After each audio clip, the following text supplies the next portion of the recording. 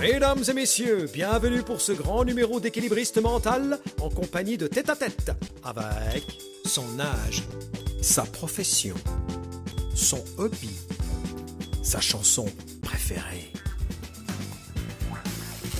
Ne me dites pas que vous avez avec vous la célèbre barre de fer. La barre de fer, elle peut tout faire. La barre de fer, elle est super. Mais pour vous, à quoi elle sert? Et vous oubliez, le fer, c'est pas cher. Mais pour moi, elle vaut de l'or. C'est la pierre de voûte de ma nouvelle carrière artistique. C'est une chute de trapèze qui vous a privé de votre passion pour le cirque. Mais est-ce qu'on peut dire que c'est l'envie de retrouver le cirque qui vous a donné la force de vous surpasser malgré votre handicap?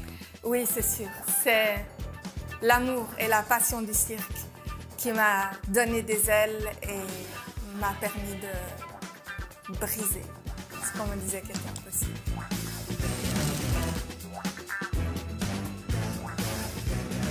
Cécile Capam, bonjour. Bonjour. Bienvenue pour ce tête-à-tête. Merci. Avez-vous déjà été en contact avec un mentaliste ou avez-vous déjà été mentalisé plutôt? J'ai déjà rencontré des mentalistes, mais j'ai jamais été mentalisée. Donc c'est une première, Oui. Vous allez vivre une expérience pour la première fois. Oui, je me réjouis. Il faut vous préparer à vivre une mentalisation que je qualifierais de compliquée. Ah bon? Pourquoi? Non, parce qu'un artiste capable de danser sur ses bras est aussi capable de danser dans sa tête. Et je peux vous dire qu'en ce moment, dans sa tête, il y a tout qui bouge. Et alors? Et alors, mentaliser une tête qui bouge, c'est aussi compliqué que de baigner un pitbull ou de rire aux vannes de Kev Adams. Enfin, bon tête-à-tête malgré tout. Est-ce que vous croyez à la télépathie? Oui. Transmission de pensée? Oui. Oui? Oui, Alors, oui. on va aller dans une expérience qui tourne autour de ce thème-là. D'accord. Pour ça, j'ai pris avec moi des cartes un peu particulières puisque c'est à chaque fois des images différentes.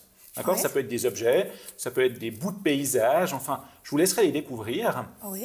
Et je vais vous demander dans un premier temps, je vous prête le jeu, Ouais.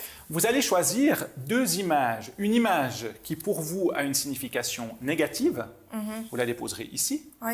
et une image qui aurait à l'inverse une signification de positif. D'accord. Alors, je vous laisse parcourir les images, Oui. je vous laisse faire votre choix et vous les déposez après face cachée, bien sûr. Il ne faut pas que je voie l'image choisir.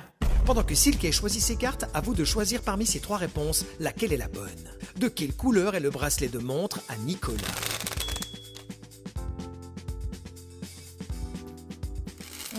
Ok. Donc, la négative ici, la positive ici. Ça, c'est la négative, Oui. d'accord? Et je vous laisse poser la positive ici, s'il vous plaît. Magnifique. Je vous propose qu'on commence par la positive. D'accord. Cette image-là, vous l'avez vue. Oui. Vous arrivez, je pense, à vous en faire une image mentale dans votre tête. Oui. Je vais vous demander de me regarder Oui. et focaliser toute votre attention sur l'image que vous avez. Je sais que beaucoup de ces images ont été prises à l'extérieur. Pour moi, je vous ai demandé une image positive. Je vous vois mal choisir quelque chose qui se passe à l'intérieur avec une luminosité qui serait sombre. D'ailleurs, dans votre image mentale, j'ai quelque chose de très aéré, de très clair, avec une verticalité. Focalisez votre attention sur le bruit.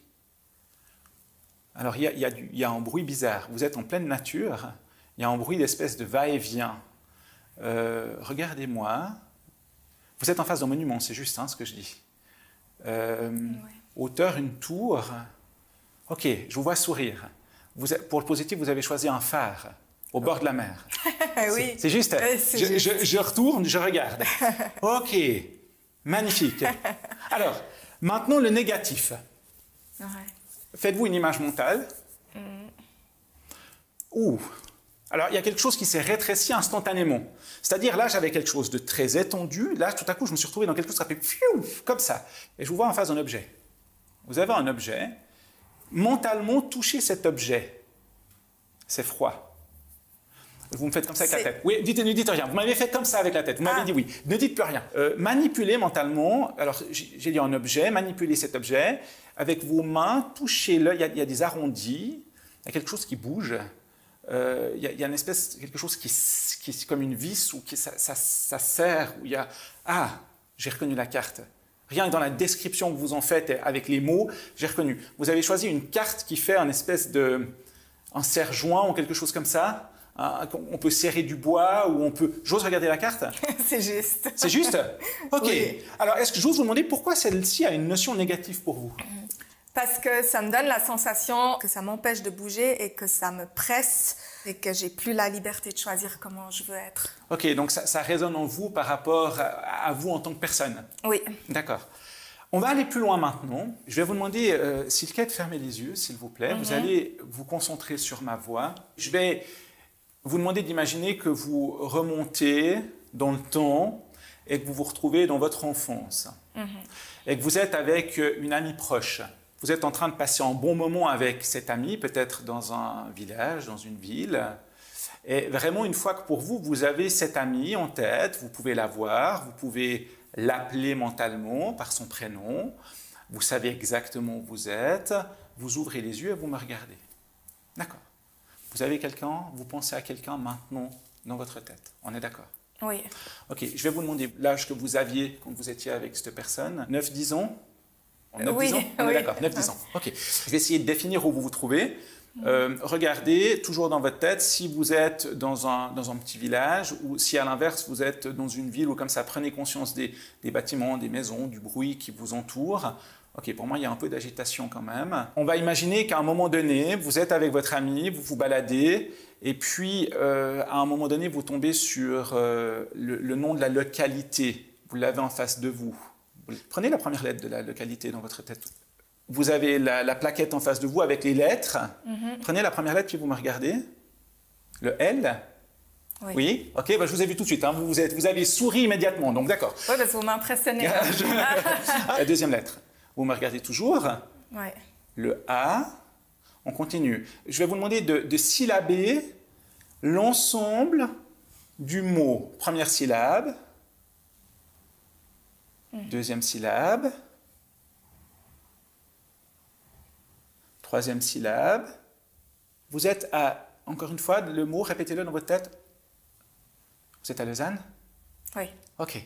Vous êtes à Lausanne avec cette amie. Et je vais essayer quelque chose maintenant. Dans les cartes, j'ai plein de cartes avec des images. Je vais sortir quelques images.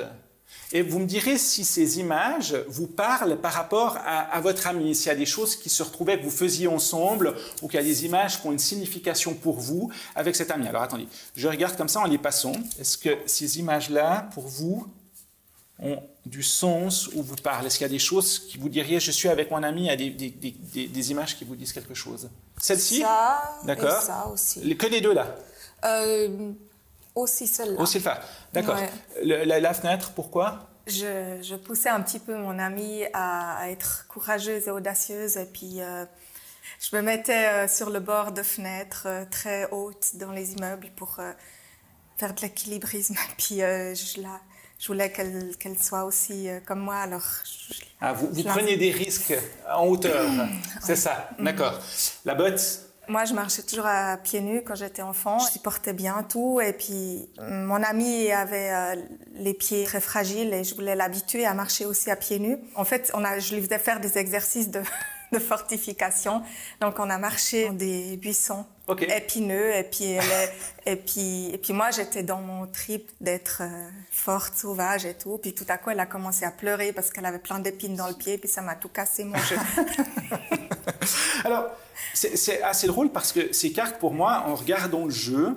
Oui, Nicolas a effectivement regardé le jeu. Mais vous, est-ce que vous l'avez bien regardé aussi? Quel objet est représenté sur la carte qui se trouve à gauche de la botte?